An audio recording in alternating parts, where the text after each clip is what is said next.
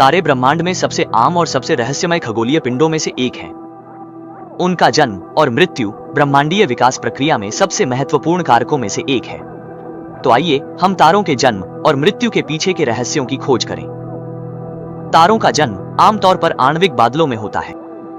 इन आणविक बादलों में हाइड्रोजन परमाणु और थोड़ी मात्रा में हीलियम होते हैं, भारी तत्व जैसी अन्य सामग्री। ये सामग्री अत्यधिक तापमान और दबाव में परमाणु संलयन करती है, जिससे बड़ी मात्रा में ऊर्जा निकलती है और एक नया तारा बनता है। इस प्रक्रिया के लिए बहुत अधिक घनत्व और तापमान की आवश्यकता होती है।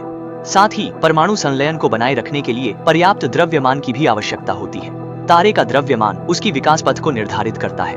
जितना बड़ा तारे का द्रव्यमान होता है, उसकी आयु उतनी ही कम होती है। तारों की मृत्यु मुख्य रूप से दो रूपों में होती है। एक है सफेद बौने तारे का निर्माण और दूसरा है सुपरनोवा विस्फोट।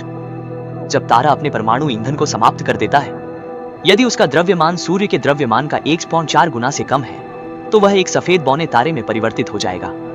सफेद बौना तारा एक बहुत ही स्थिर खगोलीय पिंड होता है, क्योंकि वे अब परमाणु संलयन नहीं करते। वे केवल विकिरण द्वारा धीरे धीरे ठंडे होते हैं।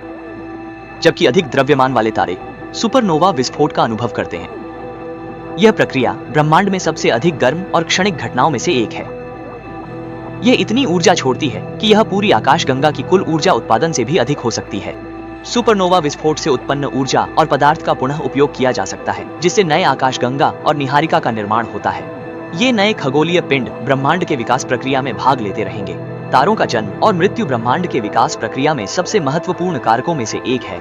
ये न केवल ब्रह्मांड की संरचना और संगठन को प्रभावित करते हैं, बल्कि मानव के ब्रह्मांड के प्रति ज्ञान को भी गहराई से प्रभावित करते हैं। उनके अध्ययन के माध्यम से हम ब्रह्मांड की उत्पत्ति, शी, विकास और भविष्य की दिशा को बेहतर ढंग से समझ सकते हैं। भविष्य में वैज्ञानिक अधिक सटीक तरीकों, गहन अवलोकन और अधिक सख्त सैद्धांतिक प्रणाली के साथ तारों के रहस्यों की खोज करेंगे। यह निश्चित रूप से मानव के वैज्ञानिक विकास और सभ्यता की प्रगति के लिए अधिक प्रेरणा और योगदान लाएगा।